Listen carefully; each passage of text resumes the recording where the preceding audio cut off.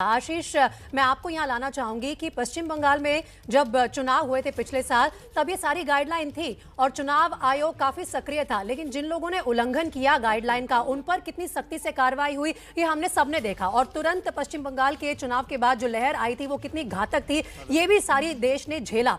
तो इस बार आज नजरें चुनाव आयोग पे इस बात पे भी है कि वो कितनी सख्ती से उतरते हैं मैदान में और इन पार्टियों को बताते हैं कि अगर आपने उल्लंघन किया तो इस तरह की कार्यवाही होगी आप पर या आपके नेता पर।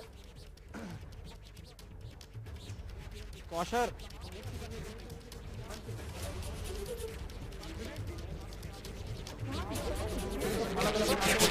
आशीष, माफ कीजिएगा, मुझे आपकी आवाज नहीं आ रही है, किसी तरह की कोई ऑडियो प्रॉब्लम है, जरा एक बार उसको ठीक कर लेंगे फिर मैं वापस आपके पास लौटूंगी। इस वक्त मुकेश गोवा से और निधि श्री भी देहरादून से मेरे साथ जुड़ रहे हैं। निधि श्री के पास जाना चाहती हूँ। निधि, जहां तक उत्तराखंड की बात है तो यहां भी कहा जा रहा है कि शायद 2 चरणों में चुनाव होगा। इसके लिए जनता कितनी तैयार है, पॉलिटिकल पार्टीज कितनी तैयार हैं, आपने क्या कुछ देखा है ग्राउंड जीरो पे? जी बिल्कुल, देखिए जहाँ तक मैं उत्तराखंड को अब तक समझ पाई हूँ, यहाँ पर सबसे बड़ी चुनौती है कि किस तरीके से उत्तराखंड जैसे छोटे राज्यों में चुनाव आयोग चुनाव का ऐलान तो कर दिया है, लेकिन किस तरीके से चुनाव करा पाता है। क्योंकि देखिए इस वक्त मैं कांग्रेस दफ्तर में हूँ और कुछ ही देर में जब चुनाव की तारीखों का ऐलान करेगी उसके बाद हरीश रावत प्रेस कॉन्फ्रेंस करने वाले हैं और सभी पॉलिटिकल पार्टियों से जब विचार विमर्श किया गया तो सबने इस बात को लेकर सहमति तो दी थी कि चुनाव जो है वो सही समय पर किए जाने चाहिए। लेकिन उत्तराखंड जैसे छोटे राज्य में, और देखिए यहाँ पर 5 ऐसे जिले हैं जहाँ घनी आबादी है, जिसमें अगर मैं देहरादून की बात कर लूँ, हरिद्वार है, इस तरीके के 3 और जिले हैं जो कि यहाँ पर घनी आबादी वाली है। लेकिन इन कमोबेश इनकी स्थिति जो है वो उत्तर प्रदेश के जिलों जैसी ही स्थिति है।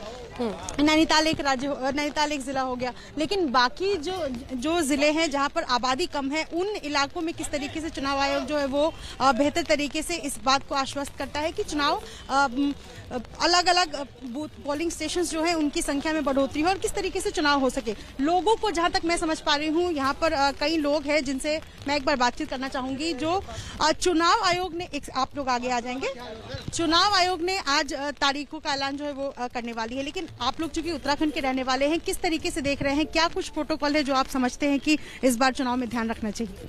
चुनाव में तो ऐसा ना, इस समय जो भारतीय जनता पार्टी नीतियां हैं, बात करिए वहां के लोगों से। मैं लगातार आपके पास आती रहूंगी और लोगों की राय भी हम जानेंगे, लेकिन इस वक्त दर्शकों को ये तस्वीरें हम दिखा रहे हैं। चुनाव आयोग की जो तैयारी है वो पुख्ता हो चुकी है। अब से लगभग 20 मिनट बाद तारीखों का ऐलान हो जाएगा और इलेक्शन कमिश्नर किसी भी वक्त अब निकल सकते हैं चुनाव आयोग पहुंचने के लिए और वहां जाकर इस प्रेस कॉन्फ्रेंस के जरिए आज वो चुनाव की तारीखों का ऐलान करेंगे। पंजाब, उत्तर प्रदेश, गोवा, उत्तराखंड, मणिपुर, इन 5 राज्यों में चुनाव होने अगले 2 से 3 महीने में। किस तरह की तैयारी है, किस तरह के प्रोटोकॉल है जो सारी पॉलिटिकल पार्टीज को मानने होंगे, किस तरह के नियम है जो उन्हें देखनी होंगी, ये सब आज इस प्रेस कॉन्फ्रेंस के जरिए साफ हो जाएगा। विज्ञान भवन की तस्वीरें हम आपके सामने लेकर आ रहे हैं। यहीं पे ये प्रेस कॉन्फ्रेंस अब से कुछ देर में शुरू होने वाली है और इलेक्शन कमिश्नर किसी भी वक्त यहां पहुंच जाएंगे और इन तारीखों का ऐलान कर देंगे।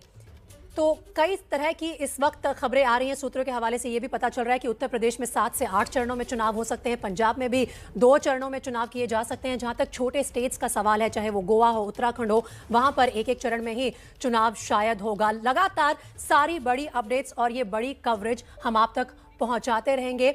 ये सवाल बने हुए हैं कि किस तरह की तैयारी है, किस तरह के प्रोटोकॉल हैं, नियम हैं जिनको आज सामने रखेगा चुनाव आयोग। और सबसे बड़ा सवाल यह है कि क्या बड़ी रैलियों पर रोक लगेगी?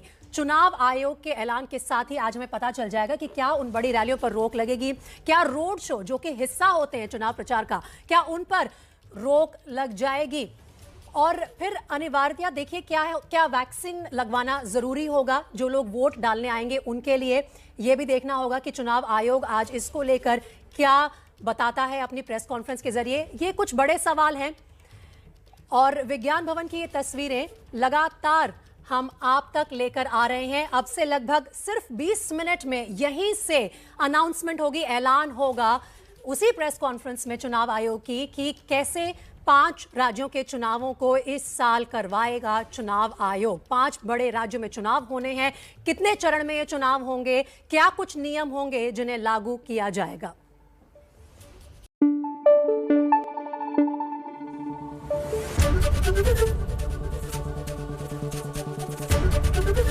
एबीपी न्यूज आपको रखे आगे।